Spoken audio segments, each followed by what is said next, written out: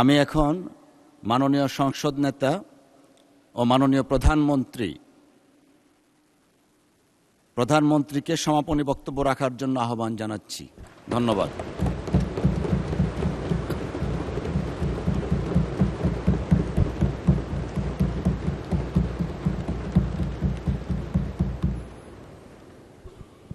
বিসমিল্লাহির রহমানির রহিম।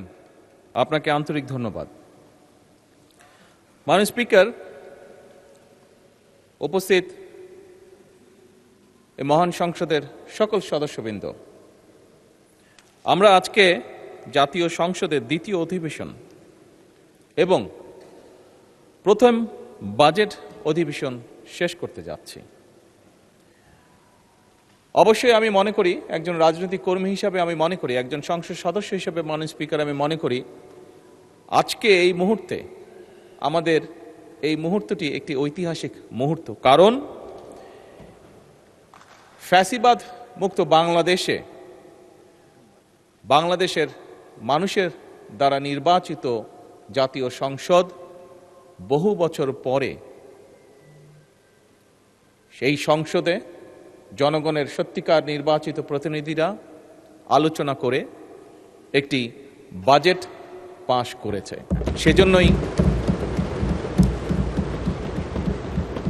সেজন্যই মাননীয় স্পিকার, এই মুহূর্তটি একটি ঐতিহাসিক মুহূর্ত। মাননীয় স্পিকার, বাজেট অধিবেশনের যেদিন বাজেট পাশ হয় সেদিন আমার বক্তব্যে আমি বলেছিলাম আমাদের উদ্দেশ্য, সরকারের উদ্দেশ্য এবং সরকারের লক্ষ্য ছিল এমন একটি বাজেট উপস্থাপন করা, এমন একটি বাজেট তৈরি করা যেটিকে আমরা বলতে পারি জনগণের জন্য জীবন বান্ধব বাজেট। মাননীয় স্পিকার, অতীতে আমরা দেখেছি অধিকাংশ সময়, সব সময় না হলে অধিকাংশ সময়, বাজেট উপস্থাপনের পরেই বিভিন্ন রাজনৈতিক দল, বিভিন্ন সমাজের বিভিন্ন শ্রেণী পেশার মানুষ কিভাবে তাদের রিয়াকশনগুলো জানিয়েছিল। বাট এই বছর আমরা বাজেট উপস্থাপনের পরে বাজেট নিয়ে যে সকল সংগঠন বিভিন্ন সময় চুলচেরা বিশ্লেষণ করে থাকে, আলহামদুলিল্লাহ, আল্লাহর রহমতে তারাও বলেছে যে এই বাজেটটি অনেকটাই জনবান্ধব। এই বাজেটকে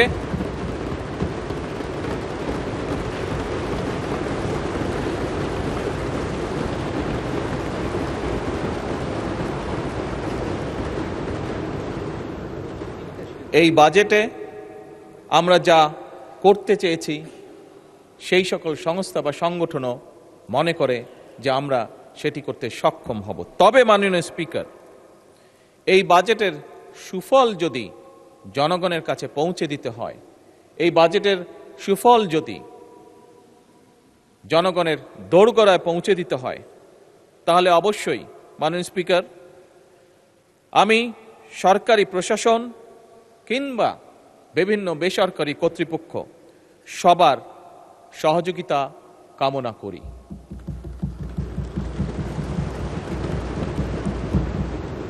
মাননীয় স্পিকার, আমি এই সংসদের সকল সংসদ সদস্য এবং দেশের গণতান্ত্রিককামী জনগণকে আন্তরিকভাবে ধন্যবাদ জানাতে চাই। কারণ জনগণের কাঙ্ক্ষিত এই সংসদ প্রত্যেক সংসদ সদস্যের প্রচেষ্টায় জনগণের সংসদ হয়ে উঠেছে। আজও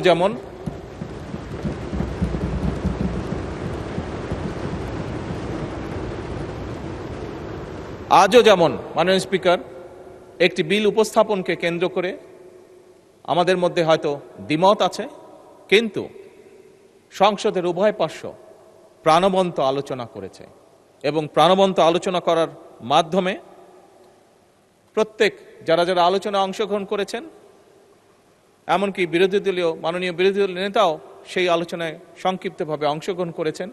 এই আলোচনার মাধ্যমে যে যার চিন্তা উপস্থাপন করতে সক্ষম হয়েছেন। মাননীয় স্পিকার, এটাই হচ্ছে গণতন্ত্রের সৌন্দর্য, এটাই হচ্ছে সংসদীয় গণতন্ত্রের মাধুর্য। মাননীয় স্পিকার, আপনার মাধ্যমে আমি সকল সংসদ সদস্যকে এই অধিবেশনে অংশগ্রহণ করে আমরা গণতান্ত্রিকভাবে যে প্রত্যেকটি সিদ্ধান্ত গ্রহণ করতে পেরেছি তার জন্য আমার পক্ষ থেকে আমি সকলকে আন্তরিকভাবে ধন্যবাদ জানাই। মাননীয় স্পিকার, এবার আমি স্মরণ করতে চাই কিছু মানুষকে, কিছু সময় যে মানুষগুলো তাদের জীবনকে উৎসর্গ করেছিলেন এবং তাদের উৎসর্গকৃত জীবনের জন্যই, যে জীবনকে তারা উৎসর্গ করেছেন তার জন্যই আজ আমরা এখানে দাঁড়িয়ে কথা বলছি। মাননীয় স্পিকার, আমি স্মরণ করতে চাই 1971 সালে স্বাধীনতা অর্জনের যুদ্ধে যে সকল মুক্তিযোদ্ধা শহীদ হয়েছেন। আমি স্মরণ করতে চাই 1975 সালের 7ই নভেম্বর সিপাহী জনতার ঐতিহাসিক বিপ্লব। আমি স্মরণ করতে চাই 2013 সালের শাপলা চত্বরে গণহত্যায় যে সকল ব্যক্তি শহীদ হয়েছেন। স্মরণ করতে চাই 1990 সালের স্বৈরাচারী বিরোধী আন্দোলনে যে সকল রাজনৈতিক কর্মী শহীদ হয়েছেন, যারা বিভিন্নভাবে ক্ষতিগ্রস্ত হয়েছেন। স্মরণ করতে চাই 2009 সালের বিডিআরে বিদ্রোহের নামে যে হত্যাযজ্ঞের কালো অধ্যায় যে অফিসাররা শহীদ হয়েছেন। মাননীয় স্পিকার, 1.5 দশকের ফ্যাসিবাদী আন্দোলনের বিরুদ্ধে গণতন্ত্র পুনঃপ্রতিষ্ঠা করতে গিয়ে বিরোধী রাজনৈতিক দল এবং অসংখ্য অরাজনৈতিক ব্যক্তি যারা বিভিন্নভাবে শহীদ হয়েছেন, নির্যাতিত হয়েছেন, হত্যা গুমের শিকার হয়েছেন, সেই মানুষগুলোকে আমি স্মরণ করতে চাই। মাননীয় স্পিকার, 2024 সালে দেশ এবং জনগণের স্বাধীনতা রক্ষায় রক্তক্ষয়ী গণ অভ্যুত্থান, সেই অভ্যুত্থানে জনগণের সেই অভ্যুত্থানে যারা শহীদ হয়েছেন সেই শহীদদেরকে আমি শ্রদ্ধার সঙ্গে স্মরণ করতে চাই। মাননীয় স্পিকার, বাংলাদেশের স্বাধীনতার পর বিভিন্ন সময় ইতিহাসের বাঁকে বাঁকে এমন প্রতিটি আন্দোলন সংগ্রামে অসংখ্য অগণিত মানুষ যাদের নাম আমরা জানি না, যাদের অনেককেই হয়তো আমরা চিনি না, এই মুহূর্তে, আজকের এই দিনে, এই ঐতিহাসিক মুহূর্তে সকল ব্যক্তির প্রতি আমি শ্রদ্ধা জানাতে চাই, তাদের রুহের মাগফিরাত কামনা করতে চাই। মাননীয় স্পিকার, এই সংসদে দাঁড়িয়ে আজ যখন আমরা আলোচনা করছি, সেই সময়টি হচ্ছে জুলাই মাস। 2024 সালের জুলাই মাসে শুরু হওয়া যে আন্দোলন ছিল, সেই আন্দোলনটি পরবর্তীতে গণ অভ্যুত্থানে, ছাত্র জনতার গণ অভ্যুত্থানে রূপ নিয়েছিল। মাননীয় স্পিকার, 2024 সালের বীর ছাত্র জনতার গণ অভ্যুত্থানে জুলাই শহীদদের আমি বিশেষভাবে স্মরণ করতে চাই আজকের এই সংসদ অধিবেশনে।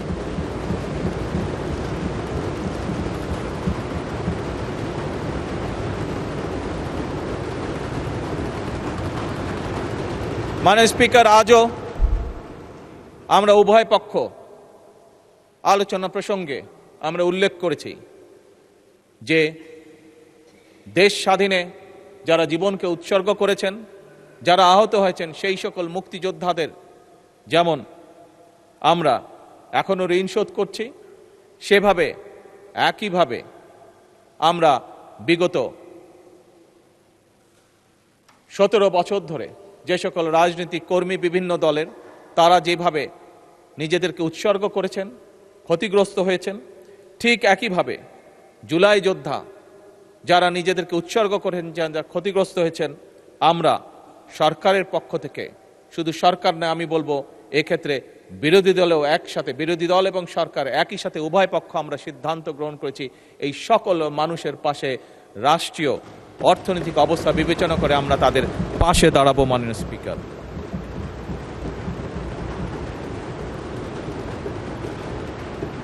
মাননীয় স্পিকার, এই দেশের একজন নাগরিক হিসাবে, একজন রাজনৈতিক কর্মী হিসাবে একজন নির্বাচিত প্রতিনিধি হিসাবে, জনগণের একজন নির্বাচিত প্রতিনিধি হিসাবে আমি বিশ্বাস করি আমাদের শহীদগণ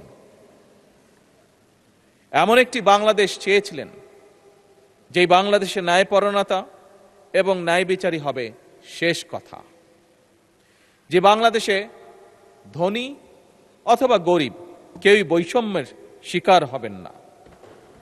এবং দৃঢ়ভাবে আমরা প্রত্যেকে বিশ্বাস করি সেই বাংলাদেশ, যে বাংলাদেশে চরমপন্থা কিংবা উগ্রবাদের কোন রকম ঠাঁই হবে না। মাননীয় স্পিকার, যে বাংলাদেশে মুক্তিযুদ্ধের চেতনার নামে কেউ মানুষের গণতান্ত্রিক অধিকার হরণ করবে না। মাননীয় স্পিকার,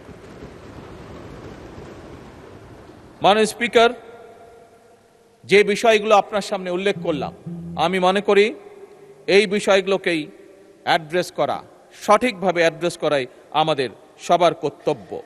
আমাদের শহীদদের প্রত্যাশিত বাংলাদেশ প্রতিষ্ঠা যদি আমরা করতে চাই, তাদের রক্তের ঋণ যদি আমরা শোধ করতে চাই, তাহলে অবশ্যই আমাদেরকে এই বিষয়গুলোকে অ্যাড্রেস করার মাধ্যমেই আমরা তাদের সেই ঋণ পরিশোধ করতে সক্ষম হব হয়তো।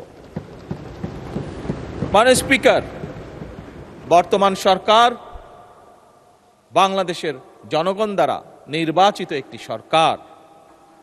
অবশ্যই এই সরকারের লক্ষ্য একটি, জনগণ, জনগণ এবং বাংলাদেশের জনগণ। এবং সে কারণেই মাননীয় স্পিকার, বর্তমান সরকার চায় বাংলাদেশকে একটি কল্যাণ রাষ্ট্রে পরিণত করার জন্য, যেখানে সমাজের প্রতিটি শ্রেণী, প্রতিটি মানুষ, পেশার মানুষ রাষ্ট্রীয় সেবা কমপক্ষে পাবেন। এবং এই পরিকল্পনা বাস্তবায়নের জন্যই মাননীয় স্পিকার, ইতিমধ্যেই সরকার ফ্যামিলি কার্ড, কৃষক কার্ড, স্পোর্টস কার্ড, ইমাম মুয়াজ্জেম সহ অন্যান্য ধর্মীয় গুরুদের সম্মানী দেওয়ার যে বিষয়টি আমরা উল্লেখ করেছিলাম, প্রতিশ্রুতি দিয়েছিলাম, সেই কাজগুলো মাননীয় স্পিকার আমরা শুরু করেছি। মাননীয় স্পিকার, এই সংসদে দাঁড়িয়ে আমি আগেও বলেছিলাম বাজেট অধিবেশন উপস্থাপনের সময়, আজ আবারও উল্লেখ করতে চাই। মাননীয় স্পিকার, আমি ধন্যবাদ জানাতে চাই আমার বিরোধী দলীয় বন্ধুদেরকেও। গতকাল কি একজন বিরোধী দলীয় সংসদ সদস্য, মাননীয় সংসদ সদস্য দাঁড়িয়ে জিজ্ঞেস করেছেন যে কবে তার এলাকায় ফ্যামিলি কার্ড প্রদান করা হবে। মাননীয় স্পিকার, বিএনপির এই পলিসি বা বিএনপির এই সিদ্ধান্তকে সমর্থন দেওয়ার জন্য আমি মাননীয় বিরোধী দলীয় নেতা সহ সকল বিরোধী দলীয় সংসদ সদস্যকে ধন্যবাদ জানাতে চাই। মাননীয় স্পিকার, আপনি নিজেও একজন কৃষকের সন্তান। এই দেশের অধিকাংশ মানুষ, অধিকাংশ পরিবার কোনো না কোনোভাবে প্রত্যক্ষ বা পরোক্ষভাবে কৃষির সাথে জড়িত। আমার দল, বাংলাদেশ জাতীয়তাবাদী দল, বিগত নির্বাচনের আগে বাংলাদেশের মানুষের কাছে প্রতিশ্রুতি দিয়েছিল যে আমার দল যদি বাংলাদেশের মানুষের সমর্থন নিয়ে আল্লাহর রহমতে সরকার গঠনে সক্ষম হয়, আমরা তাহলে 10,000 টাকা পর্যন্ত যে সকল কৃষকের কৃষি ঋণ ছিল, মাননীয় স্পিকার, আমরা সেগুলো পরিশোধ করব। মাননীয় স্পিকার, সেগুলো সরকার থেকে পরিশোধ করব, অর্থাৎ সেগুলো সুদ সহ ঋণ আমরা মওকুফ করে দেব। মাননীয় স্পিকার, আমরা সরকার গঠন করার সাথে সাথে প্রথম ক্যাবিনেট মিটিংয়ে আমরা সেই সিদ্ধান্ত নিয়েছি, যার ফলে সমগ্র বাংলাদেশে 13 লক্ষ কৃষক যাদের ঋণ 10,000 টাকা ছিল সুদ সহ, সেই ঋণকে মওকুফ করে দেওয়া হয়েছে। মাননীয় স্পিকার, কারণ আগেই আমি বলেছি মাননীয় স্পিকার, আমাদের লক্ষ্য হচ্ছে একটি রাষ্ট্র গঠন, একটি দেশ গঠন, যেখানে আমাদের মূল লক্ষ্যই হবে জনগণ। মাননীয় স্পিকার, সরকারের পরিকল্পনা অনুযায়ী নির্ধারিত নির্বাচিত প্রতিটি সেক্টরের মানুষের কাছে আর্থিক সুবিধা সম্মিলিত বিভিন্ন ধরনের যে সকল কার্ডগুলো আছে, আমরা সফলভাবে সেগুলো পৌঁছে দেওয়ার কাজ পর্যায়ক্রমিকভাবে ধীরে ধীরে শুরু করেছি। কিন্তু মাননীয় স্পিকার, এই সবগুলোকে একসময় আমরা একটি কার্ডের মধ্যে নিয়ে আসতে চাই এবং সেজন্যই মাননীয় স্পিকার আমরা সিদ্ধান্ত গ্রহণ করেছি পর্যায়ক্রমিকভাবে আমরা সবগুলো, সেটি কৃষক কার্ড হোক, সেটি ফ্যামিলি কার্ড হোক, সেটি প্রবাসী কার্ড হোক, সেটি ইমাম মুয়াজ্জেম সাহেবদেরকে যে সম্মানী দেওয়া হচ্ছে সেটির কার্ড হোক, সব কিছু আমরা ইউনিভার্সাল কার্ড নামে একটি কার্ডের ভিতরেই আমরা সবকিছু নিয়ে আসব। মাননীয় স্পিকার, আগেও বলেছি, আবারও বলছি, একজন নাগরিক হিসাবে, একজন রাজনীতিবিদ, রাজনৈতিক কর্মী হিসাবে, একজন জনগণের নির্বাচিত প্রতিনিধি হিসাবে আমি বিশ্বাস করি, রাষ্ট্র যদি নাগরিকদের দায় মেটাতে ব্যর্থ হয় তাহলে জনগণ এবং রাষ্ট্র উভয়ই দুর্বল হয়ে পড়বে। মাননীয় স্পিকার, আমি মনে করি এই সকল সুবিধা নাগরিকদের প্রতি রাষ্ট্রের করুণা নয়, বরং এই সকল যেগুলো আমরা দিতে চাইছি, যেগুলো আমরা কাজগুলো করতে চাইছি, এগুলো হচ্ছে রাষ্ট্রের দায় জনগণের প্রতি।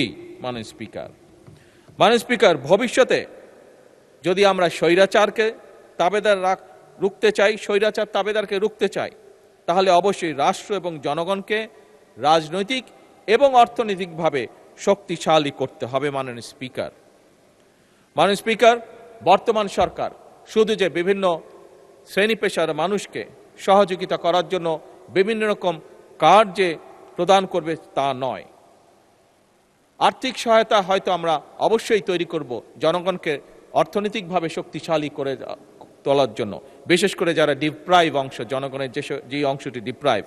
কিন্তু মাননীয় স্পিকার, একই সাথে আমাদের আরেকটি অন্যতম মূল লক্ষ্য হচ্ছে এই দেশে, বাংলাদেশে কর্মক্ষম যে জনশক্তি রয়েছে, সেই কর্মক্ষম জনশক্তির জন্য কর্মসংস্থানের সৃষ্টি করা, কর্মসংস্থানের জন্য সুনির্দিষ্ট পরিকল্পনা গ্রহণ করা। মাননীয় স্পিকার, সেজন্যই বিভিন্ন সেক্টরে আমরা ভাগ করে করে পরিকল্পনা গ্রহণ করেছি, যার ফলে আমরা প্রত্যাশা করি, আমরা আশা করি ইনশাআল্লাহ আমরা লক্ষ্য নয় কোটি মানুষের কর্মসংস্থান সৃষ্টিতে আমরা সক্ষম হব পর্যায়ক্রমিকভাবে। মাননীয় স্পিকার, জনশক্তি রফতানি ছাড়াও দেশের ভিতরে বিভিন্ন তথ্য প্রযুক্তি খাতে আমরা 10 লক্ষ কর্মসংস্থান সৃষ্টির পরিকল্পনা গ্রহণ করেছি। একই সাথে মাননীয় স্পিকার, যোগাযোগ পরিবহন খাতের এছাড়া ব্লু ইকোনমি বলতে আমরা যেটা বুঝি, সেই সামুদ্রিক সম্পদ আহরণ এবং ইকো ট্যুরিজমের খাতেও মাননীয় স্পিকার 10 লক্ষ কর্মসংস্থান আমরা সৃষ্টির চেষ্টা করছি। মাননীয় স্পিকার, এর বাইরেও বিদেশের কর্মসংস্থান ইজি করার জন্য, সহজ করার জন্য আমরা বিভিন্ন ভাষা এবং দক্ষতা প্রশিক্ষণও আমরা চালু করেছি। মাননীয় স্পিকার, চাহিদা ভিত্তিক এবং যুব উপযোগী শিক্ষা, উচ্চশিক্ষা প্রতিষ্ঠানের প্রশিক্ষণ এবং ক্যারিয়ার সেন্টার স্থাপনও আমাদের এই পরিকল্পনা মাননীয় স্পিকার এগিয়ে চলছে। মাননীয় স্পিকার, বাজেট অধিবেশনে মাননীয় অর্থমন্ত্রী উপস্থাপন করেছেন যে কোন প্রেক্ষাপটে কি পরিস্থিতিতে আমরা বাংলাদেশের দায়িত্বভার গ্রহণ করেছি। মাননীয় স্পিকার, ঋণ নির্ভর অর্থনীতিকে আমরা পরিণত করতে চাই বিনিয়োগ নির্ভর অর্থনীতি, এবং আমাদের সরকারের যে মূল যে কটি পরিকল্পনা তার অন্যতমই হচ্ছে যে বিনিয়োগ নির্ভর থেকে অর্থনীতিকে, ঋণ নির্ভর থেকে অর্থনীতিকে আমরা বিনিয়োগ নির্ভর অর্থনীতিতে পরিণত করব, কর্মসংস্থান সৃষ্টি করব, সম্পদ তৈরিতে আমরা বিনিয়োগ নির্ভর অর্থনীতি হবে আমাদের প্রধান চালিকা শক্তি। মাননীয় স্পিকার, এবং সেই কারণেই বর্তমান সরকার সকল পরিকল্পনা এমনভাবে তৈরি করেছে যাতে ইনশাআল্লাহ 2034 সালের মধ্যে আমরা $1 ট্রিলিয়ন অর্থনীতির কাছাকাছি চলে যেতে পারি। মাননীয় স্পিকার, পরিবেশ দূষণ, জলবায়ু পরিবর্তন, বৃক্ষরোপণ কর্মসূচি দেশকে শুধুমাত্র রাজনৈতিক এবং অর্থনৈতিকভাবেই শক্তিশালী করবে না, বরং আমরা দৃঢ়ভাবে বিশ্বাস করি জলবায়ু পরিবর্তনের চ্যালেঞ্জ মোকাবেলা করে বাংলাদেশের ভূমিকে বসবাসযোগ্য করে তুলতেও বর্তমান সরকার আমরা নির্দিষ্ট কতগুলি পরিকল্পনা গ্রহণ করেছি। মাননীয় স্পিকার, আগামী 5 বছর স্বেচ্ছাশ্রম এবং সরকারি উদ্যোগে আমরা সারা দেশে 25 কোটি বৃক্ষরোপণ বা সবুজ কর্মসংস্থান সৃষ্টির কাজ আমরা হাতে নিয়েছি। মাননীয় স্পিকার, আজকের অধিবেশনের প্রথম পাঠে আমি বলেছিলাম যে আজকে সকালে আমি প্রাথমিক স্কুলের বাচ্চাদের একটি অনুষ্ঠানে যোগদান করেছিলাম। সেই অনুষ্ঠানেও সেইখানে আমি নিজে এবং অনলাইনে কানেক্টেড হয়ে বাংলাদেশের বিভিন্ন উপজেলায় সাথে স্কুলগুলোর সাথে কানেক্টেড হয়ে মাননীয় স্পিকার, আজকে সকলে আমরা প্রায় 2 লক্ষ গাছের চারা আমরা রোপণ করেছি। মাননীয় স্পিকার, যে 25 কোটি গাছ বা 25 কোটি বৃক্ষরোপণের আমরা পরিকল্পনা করেছি, সেটিকে সফল করার জন্য প্রতি বছর ইনশাল্লাহ আমরা 5 কোটি বৃক্ষ রোপণ করতে চাই। এবং এই যে বৃক্ষগুলি রোপণ করা হবে মাননীয় স্পিকার, তার জন্য তো অবশ্যই চারা উৎপাদন করতে হবে। এবং এই চারা উৎপাদন করার জন্য মাননীয় স্পিকার আমরা পরিকল্পনা গ্রহণ করেছি যে 10,000 নতুন নার্সারি উদ্যোক্তা গড়ে তোলা হবে। যেই 10,000 নার্সারি মাননীয় স্পিকার গড়ে তোলা হবে, সেই 10,000 নার্সারিতে আমরা আশা করছি যে ইনশাল্লাহ 2.5 লক্ষ মানুষের কর্মসংস্থানের ব্যবস্থা হবে এই 10,000 নার্সারিতে। মাননীয় স্পিকার, এছাড়াও ভূমি ব্যবস্থাপনা, বন্দর ব্যবস্থাপনা, গ্রামীণ ও নগর অবকাঠামো উন্নয়ন, প্রযুক্তি নির্ভর শিক্ষার অগ্রাধিকার, বহুভাষা শিক্ষা, দেশের আভ্যন্তরীণ নিরাপত্তা এবং সার্বভৌমত্ব রক্ষায় সময় উপযোগী প্রতিরক্ষা কৌশল নির্ধারণ এবং এই সকল প্রত্যেকটি বিষয় কাজ এগিয়ে চলছে পর্যায়ক্রমিকভাবে। মাননীয় স্পিকার, একটু আগে মাননীয় বিরোধী দলীয় নেতা বিষয়টি উল্লেখ করেছেন। কি সেই বিষয়টি হচ্ছে অবশ্যই দুর্নীতি দমন এবং আইন শৃঙ্খলা রক্ষায় সরকারের অগ্রাধিকার। বর্তমান সরকার আইন শৃঙ্খলা রক্ষা বাহিনীকে সম্পূর্ণভাবে পেশাদার হিসাবে গড়ে তুলতে চায়। মাননীয় স্পিকার, একইভাবে মাননীয় স্পিকার, দুর্নীতির যে বিষয়টি আছে, আমরা দেখেছি স্বৈরাচারের সময় কিভাবে প্রতি বছর এই দেশ থেকে $16 বিলিয়ন পাচার করে দেওয়া হয়েছে, যার ফলে বিরোধী দলীয় নেতা ওনার বক্তব্যে যে রাস্তাঘাট বা যেটারই উনি বিবরণ দিয়ে থাকুক না কেন, এই সকল সমস্যাগুলো একটি অন্যতম কারণ হচ্ছে এই দুর্নীতি। মাননীয় স্পিকার, এবং এই দুর্নীতিকে যে কোনোভাবেই হোক, সেটি হাত বেঁধেই হোক, টুটি চেপেই হোক, যে কোনোভাবে নিয়ন্ত্রণ করতে বর্তমান সরকার মাননীয় স্পিকার বদ্ধপরিকর।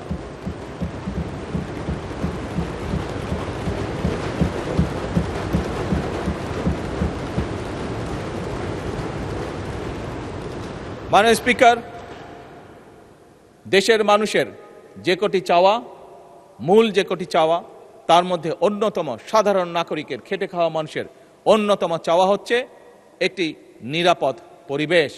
অর্থাৎ একজন কৃষক হোক, একজন শ্রমিক হোক, একজন শিক্ষক হোক, শিক্ষিকা হোক, ছোট ব্যবসায়ী হোক, যেমনই মানুষ হোক না কেন, প্রত্যেকটি মানুষ চায় দিন শেষে কাজ শেষ করে যখন সে বাড়িতে ফিরে যাবে, তখন সে নিরাপদে যাতে যেতে পারে বাড়িতে, অথবা দিন শেষে বাড়ি গিয়ে যখন পরিবারকে নিয়ে যদি কোথাও বেড়াতে বের হয়, সে যাতে নিরাপদে যেতে পারে, আবার নিরাপদে তার বাসস্থানে ফিরে আসতে পারে। মাননীয় স্পিকার, জনগণের এই নিরাপত্তা নিশ্চিত করার জন্য একটু আগেই আমরা উল্লেখ করেছি, আমরা আইন শৃঙ্খলা বাহিনীকে পেশাদার হিসাবে গড়ে তুলতে চাই। এবং সেটিরই অংশ হিসেবে মাননীয় স্পিকার, আমরা বর্তমান সরকার 10,000 নতুন পুলিশ কনস্টেবল নিয়োগ দেওয়ার পরিকল্পনাও হাতে নিয়েছে। মাননীয় স্পিকার, আগেও বলেছি, আবারও আমি উল্লেখ করতে চাই, বর্তমান সরকার কোনোভাবেই কোনো প্রকার চরমপন্থা বা উগ্রবাদকে প্রশ্রয় দিবে না। এবং আমরা যেভাবে সরকারি দল এবং বিরোধী দল আমরা বিভিন্ন বিষয় এই সংসদে কোনো বিষয় হয়তো দ্বিমত করেছি, কিন্তু একই সাথে অনেক বিষয় আমরা একমত পোষণ করেছি। আমি বিশ্বাস করি দৃঢ়ভাবে যে উগ্রবাদ এবং চরমপন্থাকে যে বর্তমান সরকার প্রশ্রয় দেবে না, এই ব্যাপারে আমরা সম্পূর্ণভাবে বিরোধী দলের সহযোগিতা পাবো ইনশাল্লাহ।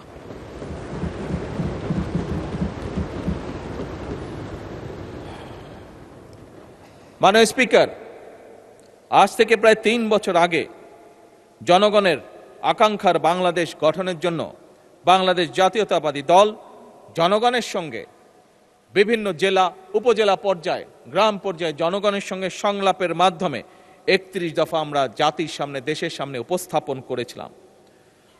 মাননীয় স্পিকার, একটি রাজনৈতিক দলের সদস্য হিসাবে আমি দৃঢ়ভাবে বিশ্বাস করি বিগত নির্বাচনে এই 31 দফার ভিত্তিতে আমরা আমাদের ম্যানিফেস্টো জনগণের সামনে উপস্থাপন করেছিলাম।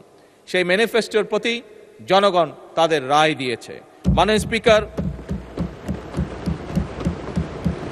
আমি মনে করি সেই 31 দফার আলোকে যে ম্যানিফেস্টো আমরা দিয়েছিলাম, অর্থাৎ সেই যে 31 দফা, সেই 31 দফার পক্ষে যখন জনগণ রায় দিয়েছে, এই 31 দফা এখন আর বিএনপির 31 দফা নয়, বরং এটি এখন সমগ্র বাংলাদেশের জনগণের 31 দফা।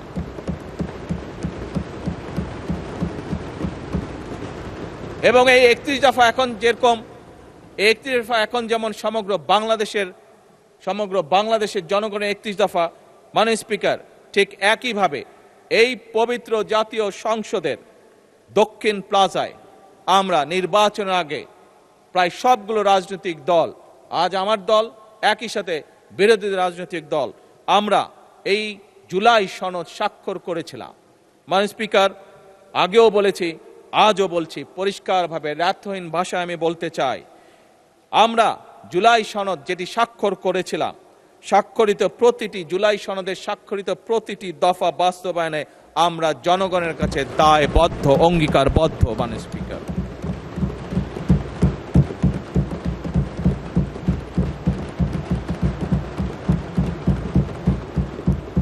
মাননীয় স্পিকার, ফ্যাসিবাদ স্বৈরাচারের আমলে যেভাবে দেশের প্রতিটি প্রতিষ্ঠানকে, সংগঠনকে ধ্বংস করে দেওয়া হয়েছে, প্রতিটি সাংবিধানিক সংগঠনকে যেমন ধ্বংস করে দেওয়া হয়েছে, তার মধ্যে অন্যতম একটি ছিল বাংলাদেশের শিক্ষা খাত। আপনি দেখেছেন মাননীয় স্পিকার, আপনার পরিষ্কার মনে আছে কিভাবে সেই সময় নকলকে উৎসাহিত করা হয়েছিল, কিভাবে সেই সময় অটো প্রমোশন দিয়ে আমাদের ছাত্রছাত্রীদের ভবিষ্যৎকে ধ্বংস করে দেওয়া হয়েছিল। মাননীয় স্পিকার, অত্যন্ত দুঃখের সাথে বলতে হয়, অন্তর্বর্তীকালীন সরকারের সময়ও আমরা এ ব্যাপারে কোনো পদক্ষেপ গ্রহণ করতে দেখিনি। মাননীয় স্পিকার, আমাদের শিক্ষা খাতের অনেকগুলো সমস্যা রয়েছে যা ফ্যাসিবাদ স্বৈরাচারের সময় শুরু হয়েছিল এবং পরিকল্পিতভাবেই তা করা হয়েছিল বলে একজন রাজনৈতিক কর্মী হিসাবে আমি দৃঢ়ভাবে বিশ্বাস করি। মাননীয় স্পিকার, এই সমস্যাগুলোকে অ্যাড্রেস করার জন্য যেমন প্রাথমিক সহ সকল পর্যায়ে শিক্ষকদের প্রশিক্ষণ, সঠিকভাবে ভালো প্রশিক্ষণ দেওয়ার জন্য, একইভাবে বিভিন্ন বিতর্কিত বিষয়গুলো সিলেবাসগুলোকে ধীরে ধীরে সরিয়ে আনা, একইভাবে শিক্ষার বিভিন্ন উপকরণ নিশ্চিত করা, এই সকল বিষয়গুলোকে আমরা প্রাধান্য দিতে চাই মাননীয় স্পিকার। এবং এই কারণেই আপনি দেখেছেন মাননীয় স্পিকার, এবার বাজেটে বর্তমান সরকার শিক্ষা খাতে সবচেয়ে বেশি বরাদ্দ রেখেছে। এবং মাননীয় স্পিকার, আমরা দেখেছি পৃথিবীতে যে কটি দেশ উন্নতি করেছে প্রত্যেকেই তারা শিক্ষা খাতে সকল সময় বরাদ্দ বেশি রেখেছে। মাননীয় স্পিকার, ইজিপ্ট, সেখানে একটি বিশ্ববিদ্যালয়ে লেখা আছে, যদি কোনো জাতিকে ধ্বংস করতে হয় তাহলে তার শিক্ষা ব্যবস্থাকে ধ্বংস করে দাও। মাননীয় স্পিকার, আমার কেন জানি মনে হয় এই বাক্যটিকে ফ্যাসিবাদ স্বৈরাচার মনে প্রাণে গ্রহণ করেছিল কাউকে খুশি করার জন্য। মাননীয় স্পিকার, কোনো একটি বিশেষ গোষ্ঠী, কোনো একটি বিশেষ দেশকে খুশি করার জন্য তারা এই নীতিটি গ্রহণ করেছিল। মাননীয় স্পিকার, বর্তমান সরকার সম্পূর্ণভাবে এটির বিরোধী এবং দেশের ভবিষ্যৎ প্রজন্মকে সঠিকভাবে শিক্ষা দেওয়ার জন্য, দেশের ভবিষ্যৎ প্রজন্মকে ভালো শিক্ষার নিশ্চয়তা দেওয়ার জন্য, দেশের ভবিষ্যৎ প্রজন্মকে যারা গড়ে তুলবেন সেই সকল শিক্ষকদেরকে সুন্দরভাবে সঠিক ভালো ট্রেনিং দেওয়ার জন্য সকল উদ্যোগ বর্তমান সরকার গ্রহণ করেছে।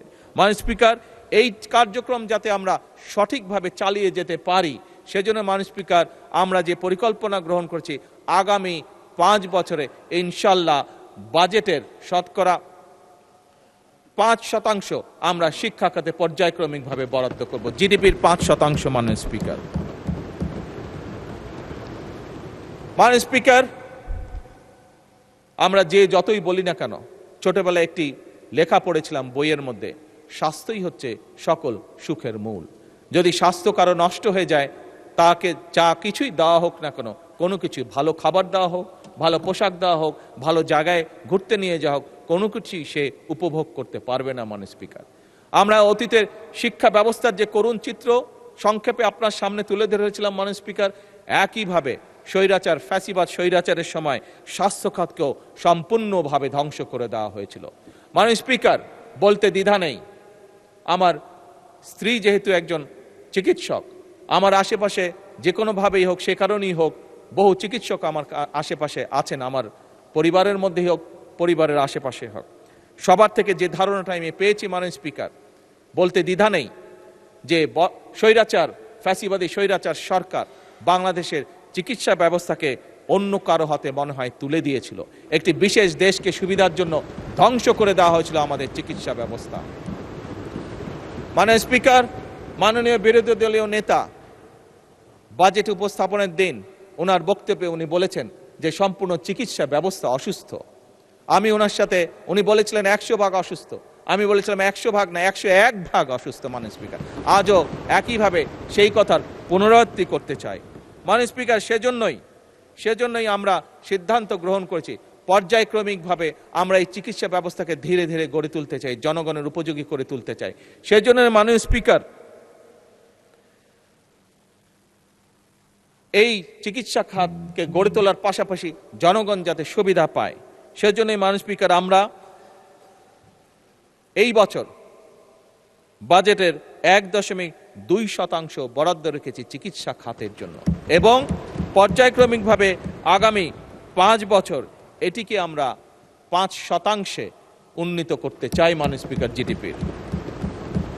মাননীয় স্পিকার, বর্তমান যুগে, বর্তমান বিশ্বে, ইউরোপে তারা একটি নীতি গ্রহণ করেছে, prevention is better then cure.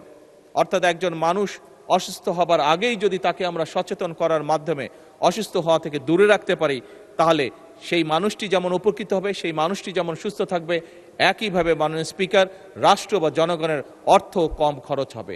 এবং একইভাবে মাননীয় স্পিকার তার ফলে যেটি হবে, যে মানুষটি শেষ পর্যন্ত অসুস্থ হবে, সে যখন হাসপাতালে যাবে সে কিছুটা হলেও বেটার চিকিৎসা, বেটার সুবিধা পাবে। এবং সে কারণে মাননীয় স্পিকার জনগণকে আরও সচেতন করার জন্য, স্বাস্থ্যর বিষয়ে আরও সচেতন করার জন্য আমরা নির্বাচনের আগে বলেছিলাম আমরা সারা বাংলাদেশে 1 লক্ষ হেলথ কেয়ারার অ্যাপয়েন্ট করতে চাই। মাননীয় স্পিকার, আপনি জানলে খুশি হবেন এবং আপনার মাধ্যমে এই সংসদে আমি জানাতে চাই যে আমরা এই 1 লক্ষ হেলথ কেয়ার অ্যাপয়েন্ট করার কাজ শুরু করেছি মাননীয় স্পিকার। অতি শীঘ্র এটি ঘোষণা করা হবে। মাননীয় স্পিকার, আপনি জানলে খুশি হবেন এবং এই সংসদের মাধ্যমে আমি সকলকে, আপনার মাধ্যমে এই সংসদের সকলকে জানাতে চাই যে বাংলাদেশে আরেকটি শ্রেণীর মানুষ আছে যাদের চিকিৎসা পেতে খুবই কষ্ট হয়, বিশেষ করে গ্রামে গঞ্জে যে মানুষগুলো থাকে। কারা তারা? তারা হচ্ছে আমাদের সন্তানেরা, আমাদের শিশুরা। তাদের চিকিৎসা ব্যবস্থা সেভাবে নেই বললেই চলে, একদম শূন্যের কোঠায়। মাননীয় স্পিকার, বর্তমান সরকার দ্রুততার সাথে 5টি বিভাগে 5টি সম্পূর্ণভাবে 200 বেডের 5টি শিশু হাসপাতাল চালু করার উদ্যোগ গ্রহণ করেছে, যেটি ইনশাল্লাহ আমরা প্রত্যাশা করছি মাননীয় স্পিকার আগামী সেপ্টেম্বর মাসে এই টোটাল 1000 বেডের হাসপাতালগুলো তো চালু হবে শিশুদের জন্য শুধুমাত্র। মাননীয় স্পিকার, গত কয়েক মাসে আমি বাংলাদেশের অনেকগুলো এলাকা ঘুরেছি, বহু মানুষের সাথে আমার কথা হয়েছে। মাননীয় স্পিকার, ফ্যাসিবাদের আমলে, স্বৈরাচারের আমলে শুধু উন্নয়নের কথা শুনতাম, কিন্তু যখন মাননীয় স্পিকার আমি দেশের বিভিন্ন অঞ্চলে গিয়েছি, বহু মানুষের সাথে, সাধারণ মানুষের সাথে কথা বলেছি, যখন তাদের এলাকাগুলো সম্পর্কে জেনেছি, তখন মাননীয় স্পিকার সেই ফ্যাসিবাদের উন্নয়নের সেই গল্প এবং বাস্তবতার মধ্যে কোনোই মিল পায়নি মাননীয় স্পিকার। এবং মাননীয় স্পিকার, মাননীয় বিরোধী দলীয় নেতা তার নিজের জেলা যেহেতু সিলেট, বিগত বাজেট উপস্থাপনের দিন উনি ঢাকা সিলেট হাইওয়ের কথা বলেছিলেন এবং সেই সাথে তখন স্পিকার সাহেব সেদিন উপস্থিত ছিলেন, সেই সাথে আমাকেও একটু সংযুক্ত করেছেন সিলেটের সাথে, স্পিকার সাহেবকেও সংযুক্ত করেছিলেন আত্মীয়তার সূত্রে সিলেটের সাথে। মাননীয় স্পিকার, আপনি জানলে খুশি হবেন মাননীয় স্পিকার, এবং আপনার মাধ্যমে আমি বলতে চাই যে এই সকল কাজগুলো পর্যায়ক্রমিকভাবে আমরা শুরু করেছি। ইনশাল্লাহ ধীরে ধীরে আমরা জনগণকে এর সুফল পৌঁছে দিতে পারবো মাননীয় স্পিকার।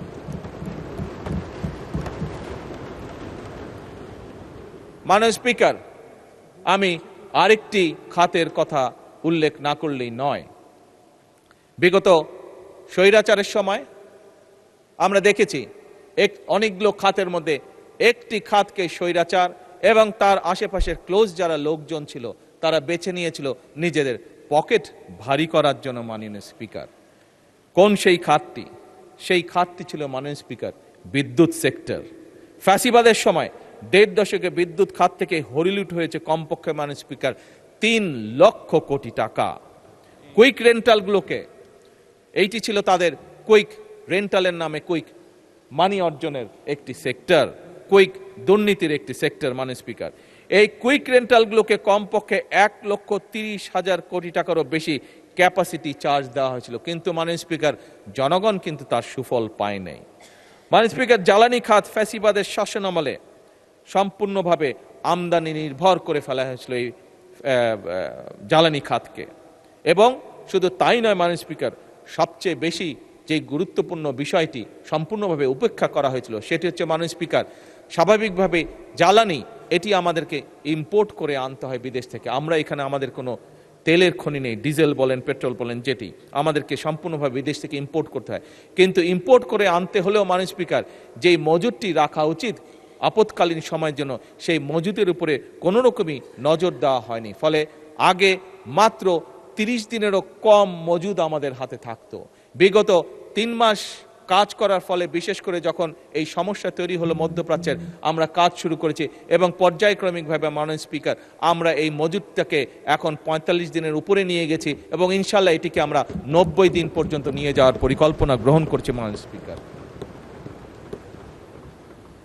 মাননীয় স্পিকার, আপনি জানলে আশ্চর্য হবেন মাননীয় স্পিকার, বিগত স্বৈরাচারের সময় 17 বছর ধরে বাংলাদেশের যে বাপেক্স আছে, আমাদের যে গ্যাস কূপ খননের যে সংস্থাটি আছে, তাদেরকে কোনোভাবেই কোনোরকমভাবে সুযোগ দেওয়া হয়নি কাজ করার জন্য মাননীয় স্পিকার। সম্পূর্ণভাবে বিদেশিদের হাতে এটি ছেড়ে দেওয়া হয়েছিল। মাননীয় স্পিকার, বর্তমান সরকার বাপেক্সকে সক্রিয় করে আবার গড়ে তুলছে। তাদের জন্য রিগ আমদানি করা হচ্ছে এবং তারা নিজেরা গ্যাস কূপ খনন করবে মাননীয় স্পিকার। তারা নিজেরা গ্যাস কূপ খনন করার মাধ্যমে নতুন গ্যাস কূপ খনন করবে, পুরনগুলোতেও তারা গ্যাসের অনুসন্ধান করবে মাননীয় স্পিকার। মাননীয় স্পিকার,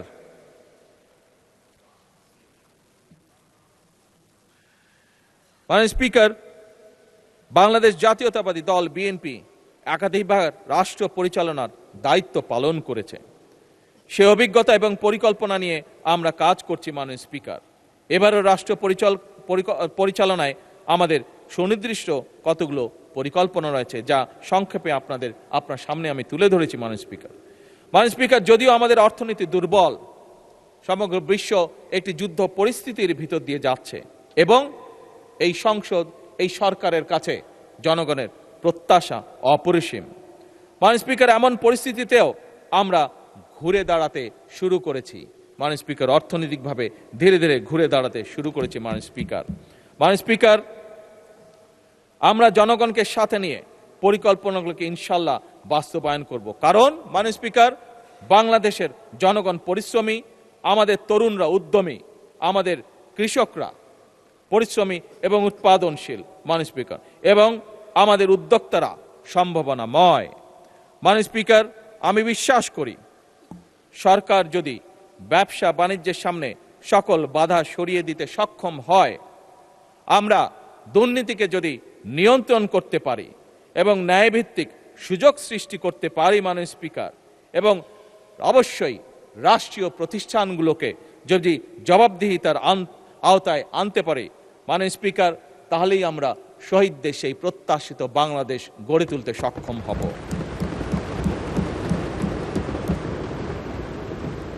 মাননীয় স্পিকার, একটু আগেই বলেছি সারা দেশ ঘুরে আমি মানুষের সাথে কথা বলেছি, দেশ ঘুরেছি, বিভিন্ন জায়গায় গিয়েছি।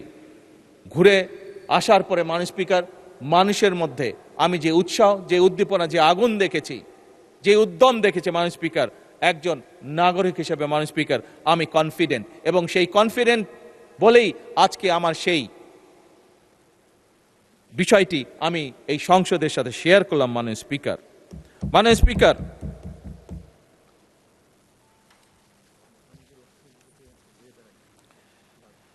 মাননীয় স্পিকার, আমি আপনার মাধ্যমে এই সংসদের সকল সদস্যদের মাধ্যমে, কারণ আমরা সকলে জনগণের প্রতিনিধি, জনগণের প্রতিনিধিত্ব আমরা করছি, আমি কয়েকটি বিষয়, হয়তোবা এটি ঠিক সংসদীয় বিষয় না, তারপরে কিন্তু আমি মনে করি রাজনীতির বিষয়ও না, কিন্তু আমি মনে করি বিষয়গুলি আমাদের বর্তমান এবং ভবিষ্যতের সাথে জড়িত, এবং সে কারণে মাননীয় স্পিকার এই বিষয়গুলি আমি এই মহান সংসদের সামনে, এই 350 জনপ্রতিনিধির সামনে মাননীয় স্পিকার আমি আপনার মাধ্যমে উপস্থাপন করতে চাই। মাননীয় স্পিকার, দুর্নীতি, দুঃশাসন, স্বৈরাচার, ফ্যাসিবাদের কবলে পড়ে শুধু রাজনীতি অর্থনীতি নয়, বরং আমাদের ধর্মীয়, খুব সম্ভবত মাননীয় বিরোধী দলীয় নেতা ওনার বক্তব্যে বিষয়টি উপস্থাপন করেছেন, ওনার সাথে একসাথে আমিও উপস্থাপন করতে চাই। আমাদের ধর্মীয়, সামাজিক, সংস্কৃতি এবং পারিবারিক মূল্যবোধের মনে হয় অবক্ষয় ঘটেছে কিছু। মাননীয় স্পিকার, আমাদের এই মূল্যবোধকে ফিরিয়ে আনতে হবে, যে কোনো ভাবেই হোক না কেন। পারিবারিক যে মূল্যবোধ, সেটিকেও আমাদের ফিরিয়ে আনা অত্যন্ত জরুরি। মাননীয় স্পিকার, একটি ছোট্ট ছড়া আমিও ছোটবেলায় পড়েছি, আপনিও পড়েছেন, আমার বিশ্বাস অধিকাংশ বিরোধী দলীয় নেতাও পড়েছেন, আমি মনে করি, দৃঢ়ভাবে বিশ্বাস করি অনেক সংসদ সদস্যই পড়েছেন। সেটি ছড়াটি? সকালে উঠিয়ে আমি মনে মনে বলি, সারাদিন আমি যেন ভালো হয়ে চলি। মাননীয় স্পিকার, আমাদের এই ছোটবেলার যে ছড়া বা কবিতা, যেই মূল্যবোধ, সেই মূল্যবোধ আমাদেরকে, এই সংসদকে যে কোনো মূল্যে ফিরিয়ে আনতে হবে। মাননীয় স্পিকার, যদি আমরা এই দেশকে গঠন করতে চাই, তাহলে অবশ্যই এই সকল মূল্যবোধ আমাদেরকে ফিরিয়ে আনতে হবে। এক্ষেত্রে মাননীয় স্পিকার, আমি প্রতিটি পরিবার যার যার দায়িত্ব পালন করবে বলে দৃঢ়ভাবে বিশ্বাস করি, এবং এই দায়িত্বটা যাতে প্রত্যেকটি পরিবার পালন করতে পারে, যাতে করে। মাননীয়, আপনার মাধ্যমে মাননীয় সকল সংসদ সদস্যকে আমি অনুরোধ করব, এই ব্যাপারে যদি আপনারা যার যার এলাকায় মানবিক দায়িত্ব গ্রহণ করেন, তাহলে আমরা আমাদের কাঙ্ক্ষিত বাংলাদেশকে ফিরিয়ে আনতে পারব। মাননীয় স্পিকার, আপনার মাধ্যমে আমি আরেকটি বিষয় জনগণের দৃষ্টি আকর্ষণ করতে চাই। মাননীয় স্পিকার, আমি জানি না কিভাবে মিলে গেল, মাননীয় বিরোধী দলীয় নেতা তার একটু আগে যে বক্তব্য উপস্থাপন করেছেন, সেখানে উনিও এই বিষয়টি উল্লেখ করেছেন। মাননীয় স্পিকার, আসুন মাননীয় স্পিকার, আপনার মাধ্যমে সকল সংসদ সদস্য আমরা আমাদের জনগণকে উদ্বুদ্ধ করি, আমরা যেন যত্র তত্র ময়লা আবর্জনা না ফেলি। এটি আমরা যদি প্রত্যেকে, বাংলাদেশের 300 এলাকায় 300 জন সংসদ সদস্য, এবং আমার বোনেরাও যে 50 জন আমাদের এখানে নারী সংসদ সদস্য আছেন, সেই বোনেরাও যদি স্ব এলাকায় আমরা দায়িত্ব গ্রহণ করি, তাহলে অবশ্যই আমরা এই অবস্থার পরিবর্তন ঘটাতে পারব। মাননীয় speaker, plastic bag, polythene bag কিংবা বোতল, যেখানে যেতেই থাকুক না কেন, সেটি যাতে আমরা মানুষকে সেই সচেতনতা দিতে পারি, সেটি যাতে যেখানে সেখানে ফেলা না হয়। মাননীয় স্পিকার, ছোট্ট এই বিষয়গুলো সংসদে বলার কারণ হলো, বিষয়গুলি ছোট হলেও বিষয়গুলি আমাদের জনজীবনে এর প্রভাব অপরিসীম, বর্তমান এবং ভবিষ্যতের জন্য। মাননীয় স্পিকার, আমরা চাই, নিশ্চয়ই আমরা চাই, প্রত্যেকটি মানুষ আমরা চাই, প্রত্যেকটি সংসদ সদস্য আমরা চাই একটি পরিচ্ছন্ন এবং স্বাস্থ্যকর বাংলাদেশ গড়ে তুলতে। মাননীয় স্পিকার, আমি একটু পরেই মাগরিবের আজান হয়ে যাবে, আমি আমার বক্তব্যকে সংক্ষেপ করে নিয়ে আসতে চাই। মাননীয় স্পিকার, আমি এই বাজেট অধিবেশন চলাকালীন সময় যারা নিয়ম শৃঙ্খলা রক্ষার দায়িত্ব পালন করেছেন, সার্জেন্ট অ্যাট আর্মস, সংসদের সকল পর্যায়ের কর্মকর্তা কর্মচারী সকলকে আমি আন্তরিকভাবে ধন্যবাদ জানাতে চাই। মাননীয় স্পিকার, এবার আমি আরেকটি বিষয়ের উপরে দৃষ্টি আনতে চাই, এটিও আমি বিরোধী দলের সম্মানিত নেতার সাথে একমত হয়ে বলতে চাই। সেটি হলো, এই সংসদে এবং প্রধানমন্ত্রী কার্যালয়ের কয়েকজন ব্যক্তি যারা কাজ করেছেন, বাজেট অধিবেশন চলাকালীন সময়ে বিভিন্ন দায়িত্ব পালন করেছেন, তাদেরকে এই সময়ের মধ্যে যে প্রাপ্য ভাতা সংসদের রীতি অনুযায়ী সেটি দেওয়ার আহ্বান আমি জানাতে চাই মাননীয় বিরোধী দলের নেতার সাথে। মাননীয় স্পিকার, আমি আপনার মাধ্যমে দেশবাসীকে আশ্বস্ত করতে চাই, বর্তমান সরকার জনগণের সরকার। বর্তমান সরকার জনগণের কাছে দায়বদ্ধ সরকার। আমরা জনগণের আকাঙ্ক্ষাকে ধারণ করি, আমরা জনগণের আকাঙ্ক্ষাকে সম্মান করি। জনগণের জীবন এবং সম্পদ সুরক্ষা সরকারের পবিত্র আমানত বলে আমরা দৃঢ়ভাবে বিশ্বাস করি। মাননীয় স্পিকার, আমরা এমন একটি বাংলাদেশ গড়ে তুলতে চাই যেখানে রাষ্ট্র এবং সরকার হবে জনগণের কাছে জবাবদিহিমূলক। মাননীয় স্পিকার, অর্থনীতি হবে অন্তর্ভুক্তিমূলক এবং সর্বোপরি নাগরিকের জীবন হবে নিরাপদ, মর্যাদাপূর্ণ এবং সম্ভাবনাময়। মাননীয় স্পিকার, ত্রয়োদশ জাতীয় সংসদের চলতি দ্বিতীয় অধিবেশন গত 7 জুন 2026 তারিখে শুরু হয়ে 1 মাস 9 দিন পর আজ সমাপ্ত হতে যাচ্ছে। গত 11 জুন 2026 তারিখে মাননীয় অর্থমন্ত্রী সংসদে 2026-27 অর্থবছরের বাজেট উপস্থাপন করেছেন।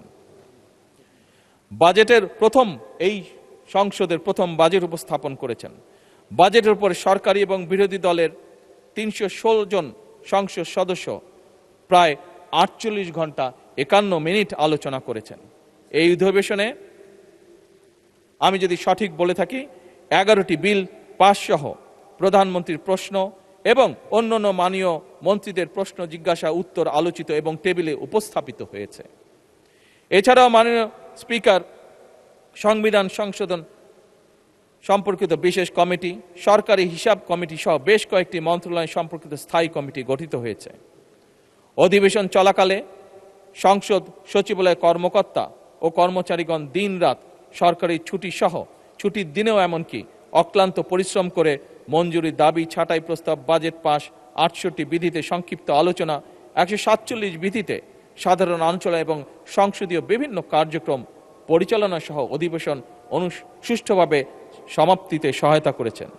তাই সার্বিক বিষয় বিবেচনাপূর্বক 2026 খ্রিস্টাব্দে বাজেট অধিবেশন উপলক্ষে জাতীয় সংসদ সচিবালয়, যা একটু আগে আমি বলেছি, আবারও জোর দিয়ে বলতে চাই, সকল কর্মকর্তা ও কর্মচারী, 7 বাৎসরিক কর্মচারীবৃন্দ, প্রধানমন্ত্রী কার্যালয়ের কর্মচারীবৃন্দ, যারা সংসদ ভবনস্থ প্রধানমন্ত্রীর দপ্তরে সহায়ক হিসাবে কর্মরত, বিটিভি এবং বাংলাদেশ বেতারের সংসদে কর্মরত কর্মচারীবৃন্দ এবং সংসদে কর্মরত গণপূর্ত বিভাগ সহ সংশ্লিষ্ট কর্মচারীবৃন্দকে পূর্ব রেওয়াজ অনুযায়ী তাদের চলতি 1 মাসের মূল বেতনের সমপরিমাণ অর্থ সম্মানী ভাতা হিসাবে প্রদানের জন্য আমি মাননীয় স্পিকারকে অনুরোধ করছি। মাননীয় স্পিকার, সংসদ পরিচালনার জন্য আমি মাননীয় স্পিকারকে আন্তরিক ধন্যবাদ জানাচ্ছি। আমি ধন্যবাদ জানাচ্ছি মাননীয় ডেপুটি স্পিকারকে, মাননীয় চিফ হুইপ সহ হুইপবৃন্দ, মন্ত্রিসভার মাননীয় সদস্যবৃন্দ এবং সকল মাননীয় সংসদ সদস্যকেও আন্তরিক ধন্যবাদ। আমি মাননীয় বিরোধী দলীয় নেতা, বিরোধী দলীয় উপনেতা এবং বিরোধী দলীয় চিফ হুইপ সহ বিরোধী দলের সকল সংসদ সদস্যকেও জানাই আন্তরিক ধন্যবাদ। আমি ধন্যবাদ জানাচ্ছি সভাপতি মণ্ডলীর মাননীয় সদস্যবৃন্দকে, আন্তরিক ধন্যবাদ জানাই সংসদ সচিবালয়ে সচিব সহ কর্মকর্তা ও কর্মচারীবৃন্দকে, সরকারের বিভিন্ন মন্ত্রণালয়, বিভাগ এবং দপ্তরের কর্মকর্তা ও কর্মচারীবৃন্দকে। আরও ধন্যবাদ জানাই চিকিৎসক, পুলিশ, ফায়ার সার্ভিস, গণপূর্ত, বিদ্যুৎ ও টেলিফোন বিভাগ সহ নিরাপত্তা বাহিনী সহ সকল সেবাকারী প্রতিষ্ঠানের ব্যক্তিবর্গকে। অবশ্যই সাংবাদিক ভাইরা এর থেকে বাদ যাবেন না, ধন্যবাদ তাদেরও প্রাপ্য। মাননীয় স্পিকার, শেষ করার আগে একটি কথা বলতে চাই। অবশ্যই এটি সংসদ এবং সংসদের রীতি অনুযায়ী সারা বিশ্বে যেটি প্র্যাকটিস, সেই অনুযায়ী অবশ্যই আমাদের মধ্যে মতভিন্নতা থাকবে, তবে অবশ্যই শত্রুতা নয়। মাননীয় স্পিকার, প্রতিহিংসা প্রতিশোধের পরিবর্তে থাকবে ন্যায়পরায়ণতা, যা মাননীয় বিরোধী দলের নেতা জোর দিয়েছেন, আমিও একই সাথে তার উপরে জোর দিতে চাইছি। মাননীয় স্পিকার, এই বাংলাদেশ আর যাতে কখনো কোনোভাবেই ফ্যাসিবাদ, স্বৈরাচার মাথা চাড়া দিয়ে উঠতে না পারে, আর যাতে আমাদের এই প্রিয় মাতৃভূমি তাবেদারি রাষ্ট্রে পরিণত হতে না পারে, মাননীয় স্পিকার, এই প্রশ্নে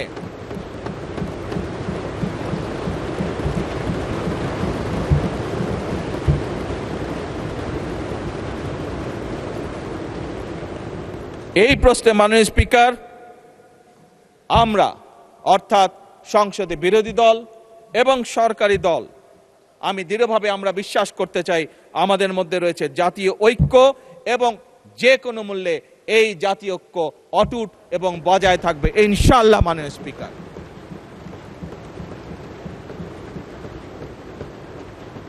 মাননীয় স্পিকার, আপনাকে আন্তরিক ধন্যবাদ আমাকে আমার বক্তব্য উপস্থাপন করতে দেওয়ার জন্য। আল্লাহ হাফেজ। বাংলাদেশ জিন্দাবাদ।